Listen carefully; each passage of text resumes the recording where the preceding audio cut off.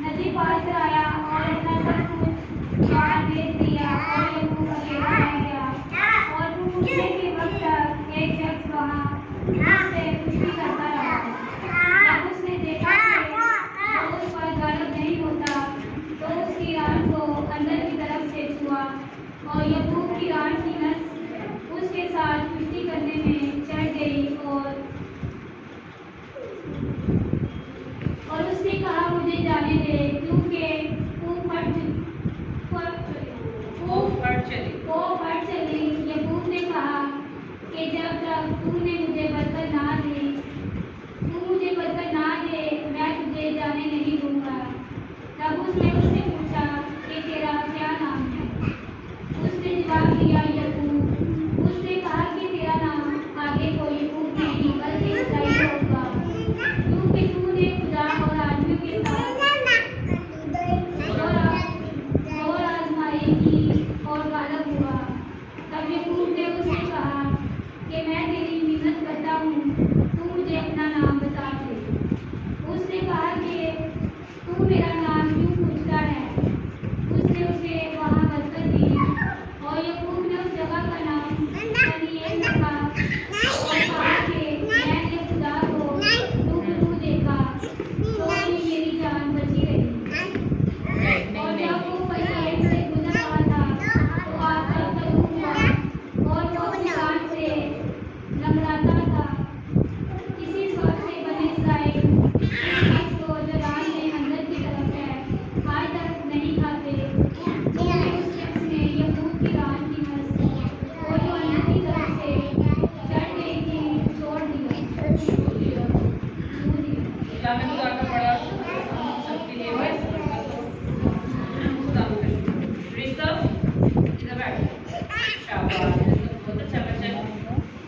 सबसे अच्छी तरह बैठेगा। वेरी गुड नाम। थोड़े वक्त के लिए हम याकूब की जिंदगी पर गौर करेंगे और जबकि इस कहानी से हम सब वाकिफ हैं। याकूब किसका बेटा था? इब्राहिम का बेटा था याकूब। और खुदावंद ने अपना वादा किया था इब्राहिम के साथ कि मैं तुझे कौमों का वारिस बनाऊंगा। नैन्सी नेक्स्ट आपने खड़े नहीं होना, मार पड़ेगी।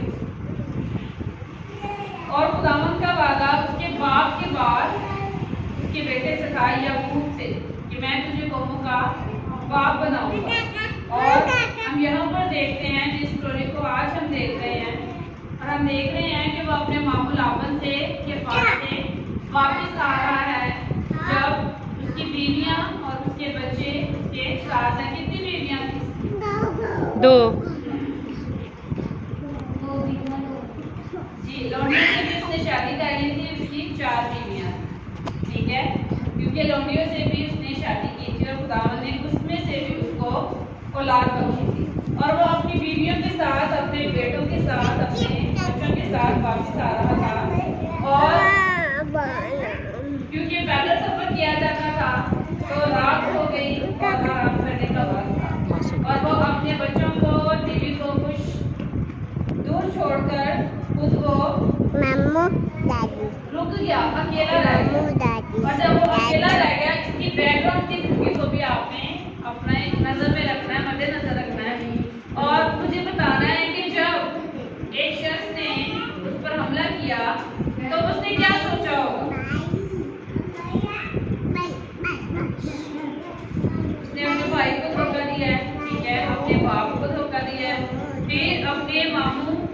लावन के साथ भी इसका इतना अच्छा ताल्लुक नहीं था और बार बार वो उसकी नौकरी बदलता था और अभी वो उनको छोड़कर आ गया था। क्या सोचा होगा, क्या उसने सोचा होगा कि कौन है जिसने मुझ पर हमला कर दिया। पहली बात उसने दोस्त को बिल्कुल नहीं समझा होगा कि दोस्त है ना, कोई दोस्त ऐसे हमला तो नहीं करेगा। सबसे पहला ख्याल उसके माइंड में क्या आया होगा, कोई दुश्मन है जिसने मुझ पर हमला कर दिया। बहुत सारे ख्याल उसके मन में आए होंगे, शायद ईसाऊ ने मुझ पर हमला कर दिया या शायद कोई और चोर डाकू ने मुझ पर हमला कर दिया। उसने ये बिल्कुल भी नहीं सोचा होगा कि यहाँ पर मुझे कौन मिलेगा, खुदा मिलेगा।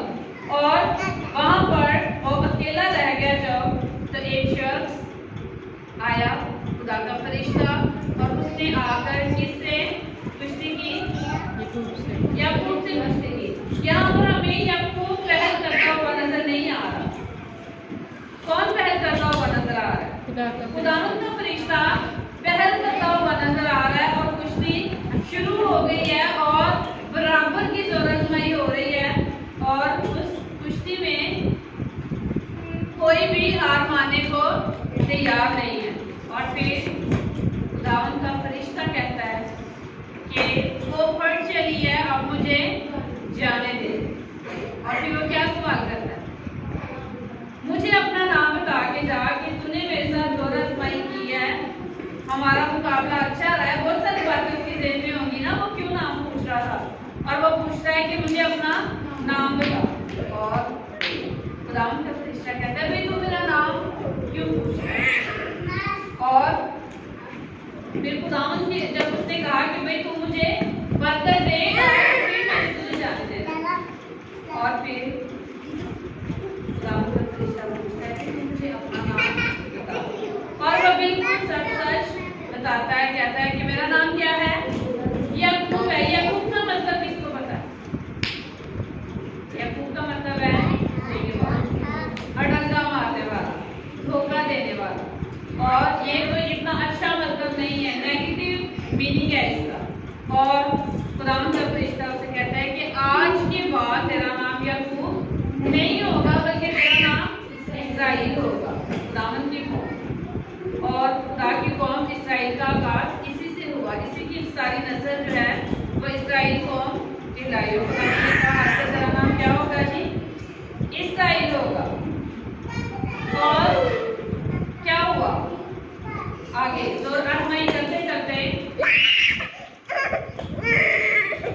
बैठ जाए बच्चों, बैठ जाओ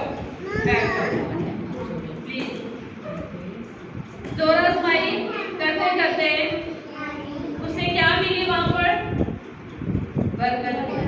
उसने जद्दोजहद की और खुदावंद ने उसको बरकत दी। बरकतों को हासिल करने के लिए कभी कभी हमें जद्दोजहद करनी पड़ती है, जो हम करना नहीं चाहते और जो हम नहीं करते, लेकिन खुदावंद बहुत सारी बरकतें हमें देना चाहता है। उन बरकतों को पाने के लिए हमारे अंदर तलब हो। अगर बरकत हो, याकूब को हम देखें तो बहुत सारी जगहों पर उसने बरकत के लिए जद्दोजहद की। कहाँ पर वो जद्दोजहद करता नजर आता है? जब उसका भाई ईसाऊ से कहता है कि मुझे ये जो तू पका रहा है ये मुझे दे दे क्योंकि मैं बेदम हो रहा हूँ, मुझे बहुत भूख लगी है। हाँ जी, वो दाल थी और वो ईसाऊ से कहता है कि मुझे क्या दे दे, अपने पे लौटे होने का हक दे दे तो मैं तुझे खाना दे दूंगा। उसने फिर लौटे होने के हक को कुछ भी नहीं समझा, उसने उस बरकत की बेकदरी की। लेकिन याकूब इस मीनिंग को समझता था और उसने इसीलिए मांगा कि अपने पे लौटे होने का हक मुझे दे दे। यहाँ पर वो बरकत के लिए जद्दोजहद करता हुआ हमें नजर आ रहा है, ठीक है। और जब वो अपने मामू के पास था तो तब भी वो मेहनत करता, तकद्दुर करता हुआ हमें नजर आ रहा है। और खुदा उस मजदूरी को, उन भेड़ बकरियों को बढ़ाता जा रहा था जो उसके हिस्से। आज हम सीख रहे हैं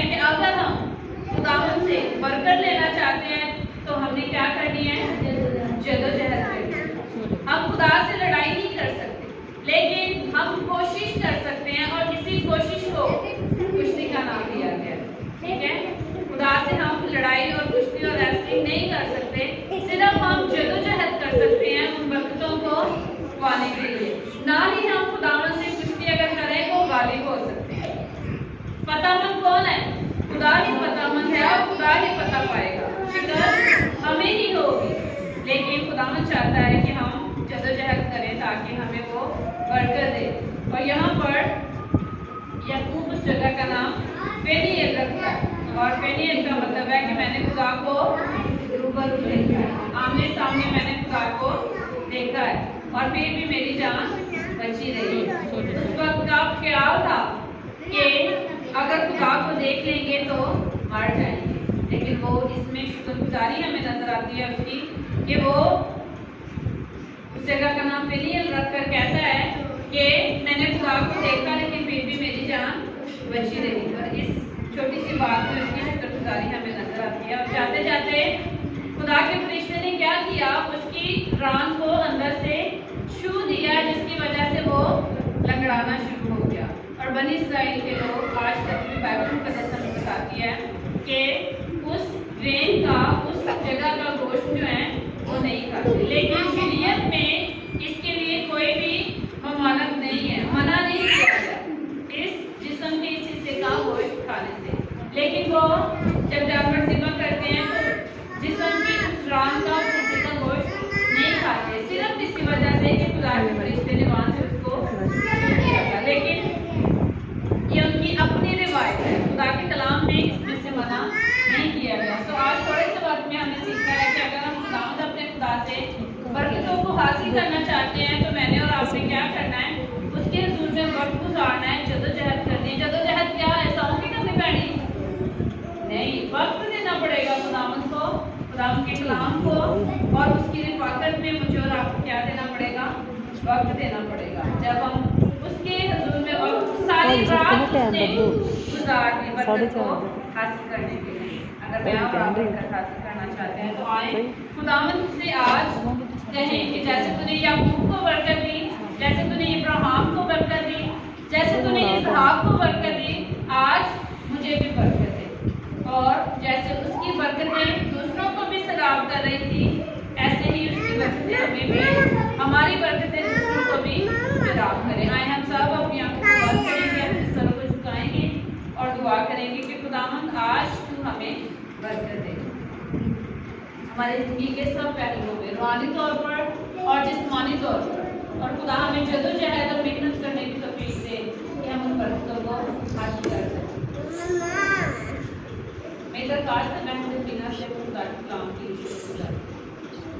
खुदा एक दूस नजर अली आसमानी बाप बहरबर के खालिक और मालिक इब्राहिम इसहाक और यूसुफ खुदा खुदा बाप, हम तेरी शुक्रगुजारी करते हैं आज के दिन के लिए जो तूने बख्श दिया कि हम तेरी हजूरी में आकर तेरे नाम की तरीफ तंजीर को मर्दस्ताश कर सकें। तेरा शुक्र हो ज़िंदगी के लिए, ज़िंदगी की तमाम तर नेमतों बरकतों रहमतों के लिए खुदा बाप जो तूने बख्श दी हैं।